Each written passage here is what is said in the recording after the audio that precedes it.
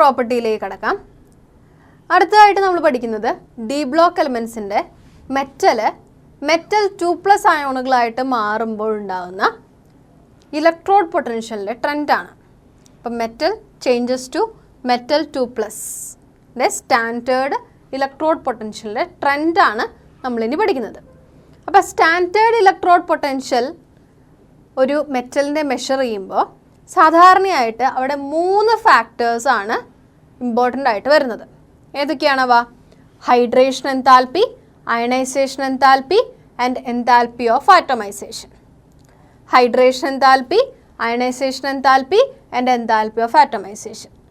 മെറ്റൽസിൻ്റെ hydration എൻതാൽപ്പിയെ sum of ionisation enthalpy and enthalpy of atomisation കൊണ്ട് comparable ആവുമ്പോഴാണ് നമുക്ക് E0 വാല്യൂ അല്ലെങ്കിൽ standard electrode potential value measure ചെയ്യാനായിട്ട് സാധിക്കുന്നത്.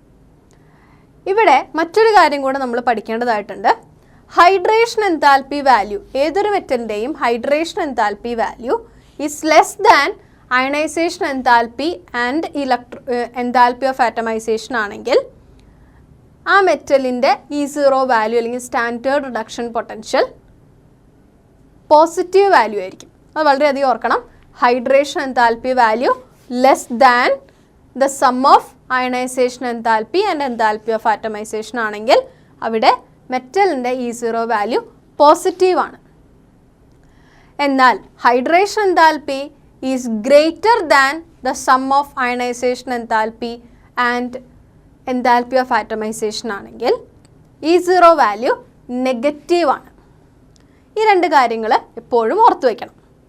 അതുകൊണ്ട് തന്നെ ഇലക്ട്രോഡ് പൊട്ടൻഷ്യൽ കണ്ടുപിടിക്കുന്നതിൽ എൻതാൽപ്പി ഓഫ് ആറ്റമൈസേഷന് വളരെയധികം പങ്കുണ്ട് എന്ന് നമുക്ക് മനസ്സിലാക്കാനായിട്ട് സാധിക്കും. ഇവിടെ നമ്മുടെ 3D സീരീസിലെ എലമെൻസിൻ്റെ ഇലക്ട്രോഡ് പൊട്ടൻഷ്യൽ വാല്യൂ ആണ് പ്ലോട്ട് ചെയ്തിട്ടുള്ളത്. ഒബ്സർവ്ഡ് വാല്യൂയും കാൽക്കുലേറ്റഡ് വാല്യൂസ് നിങ്ങൾക്ക് കാണാനായിട്ട് സാധിക്കും. ഈ വാല്യൂസ് നോക്കൂ, മിക്കവാറും എല്ലാ എലമെൻസിൻ്റെയും ലെസ് നെഗറ്റീവായിട്ടുള്ള ഇലക്ട്രോഡ് പൊട്ടൻഷ്യൽ വാല്യൂ ആണ് കാണുന്നത്, അല്ലേ?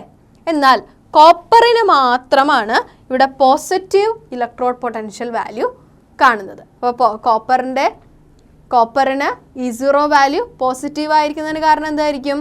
It's hydration enthalpy is less than the sum of ionisation enthalpy and enthalpy of ആറ്റമൈസേഷൻ.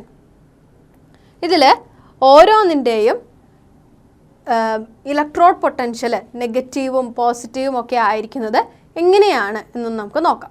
Transition metals അല്ലെങ്കിൽ ട്രാൻസിഷൻ എലമെൻറ്റ്സ് മെറ്റൽ ഫോമിൽ നിന്നും മെറ്റൽ 2+ അയോണുകളായിട്ട് മാറുമ്പോൾ സ്റ്റാൻഡേർഡ് ഇലക്ട്രോഡ് പൊട്ടൻഷ്യൽ ആണ് നമ്മൾ പരിശോധിക്കുന്നത്. അപ്പം ഇത്തരത്തിൽ 3D സീരീസിലെ ആറ്റംസിൻ്റെ ഇലക്ട്രോഡ് പൊട്ടൻഷ്യൽസ് ആണ് ഇവിടെ പ്ലോട്ട് ചെയ്തിരിക്കുന്നത്. അപ്പോൾ കോപ്പർ ഒഴികെ ബാക്കി എല്ലാത്തിൻ്റെയും E0 വാല്യൂ നെഗറ്റീവായിട്ടാണ് കാണുന്നത്. എന്തുകൊണ്ടാണ് ഇങ്ങനെ നെഗറ്റീവ് ആവുന്നത്? അതാണ് ആദ്യത്തെ ഒരു കാര്യം. The value of E0 across a series are less negative because of a general increase of first ionization enthalpy and second ionization enthalpy. ഒരു സീരീസിൽ ലെഫ്റ്റിൽ നിന്ന് റൈറ്റിലേക്ക് പോകുന്തോറും അയണൈസേഷൻ എൻതാൽപ്പി, അതായത് ഫസ്റ്റ് അയണൈസേഷൻ എൻതാൽപ്പിയും സെക്കൻഡ് അയണൈസേഷൻ എൻതാൽപ്പിയും കൂടി വരുന്നു. അതിനാലാണ് ഇത്തരം എലമെൻസിനെല്ലാം തന്നെ നെഗറ്റീവ് ആയിട്ടുള്ള E0 വാല്യൂസ് കാണിക്കുന്നത്. എപ്പോഴും ഓർക്കണം, പോസിറ്റീവ് വാല്യൂ കിട്ടണമെങ്കിൽ hydration enthalpy should be greater than positive value കിട്ടണമെങ്കിൽ hydration enthalpy should be less than the sum of ionisation enthalpy and enthalpy of atomisation. അപ്പോൾ എൻതാൽപ്പി ഓഫ് ആറ്റമൈസേഷനെയും അയണൈസേഷൻ എൻതാൽപ്പിയെയും depend ചെയ്തുകൊണ്ടാണ് നമുക്ക് എന്ത് പറയാനായിട്ട് സാധിക്കുക? E0 വാല്യൂവിനെ പറ്റി പറയാനായിട്ട് സാധിക്കുക. ഇവിടെ മോർ നെഗറ്റീവായിട്ട് വന്നിരിക്കുന്ന 2 എലമെൻസിനെ നോക്കാം. ഇവിടെ ഏറ്റവും കൂടുതൽ E0 വാല്യൂ നെഗറ്റീവായിട്ട് വന്നിരിക്കുന്ന എലമെൻറ്റ്സ് ഒന്ന് മാംഗനീസും അടുത്തത് സിങ്കും ആണ്. അപ്പം മാംഗനീസിൻ്റെയും സിങ്കിനെയും പറ്റി ചിന്തിച്ച് നോക്കൂ. മാംഗനീസിൻ്റെ ഇലക്ട്രോണിക് കോൺഫിഗറേഷൻ എഴുതുമ്പോൾ D5 ഇലക്ട്രോണിക് കോൺഫിഗറേഷനാണ്, സിങ്കിൻ്റേത് D10 ഇലക്ട്രോണിക് കോൺഫിഗറേഷനാണ്. അപ്പോൾ എന്താണ് സംഭവിക്കുക? എൻതാൽപ്പി ഓഫ് ആറ്റമൈസേഷൻ വളരെ കൂടുതലായിരിക്കും, അല്ലേ? അതോടൊപ്പം തന്നെ അയണൈസേഷൻ എൻതാൽപ്പിയും കൂടുതലായിരിക്കും. അതിനാലാണ് ഇവ നെഗറ്റീവ് ആയിട്ടുള്ള E0 വാല്യൂ കാണിക്കുന്നത്. നോക്കൂ, manganese and zinc are more negative because of the half filled and completely filled d orbitals and hence ionisation enthalpy will be high. ഇനി നിക്കലിനെ പറ്റി ചിന്തിച്ചു കഴിഞ്ഞാൽ നിക്കലിനും ഇവിടെ നെഗറ്റീവായിട്ടുള്ള E0 വാല്യൂ ആണ് കാണുന്നത്. എന്നാൽ നിക്കലിൻ്റെ പ്രത്യേകത എന്താണ്?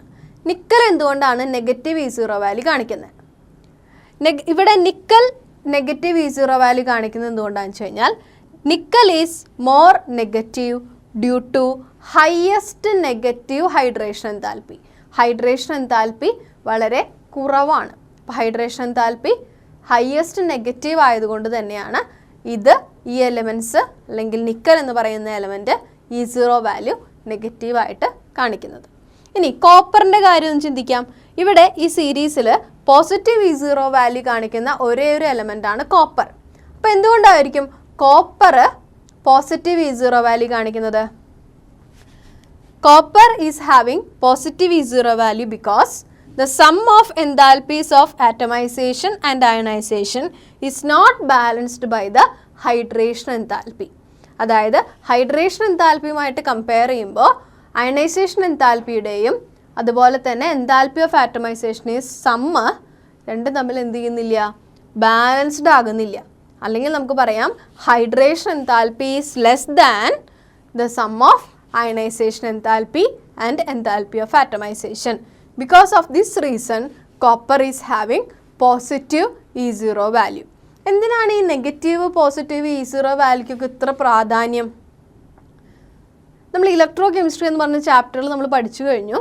ഒരു മെറ്റലിൻ്റെ E0 വാല്യൂ അറിഞ്ഞാൽ മാത്രമാണ് ഒരു ബാറ്ററി അല്ലെങ്കിൽ സെല്ലെല്ലാം ഉണ്ടാക്കുമ്പോൾ കാഥോഡ് ഏത് വേണം ആനോഡ് ഏത് വേണം എന്നൊക്കെ ഡിസൈഡ് ചെയ്യാനായിട്ട്, അല്ലേ?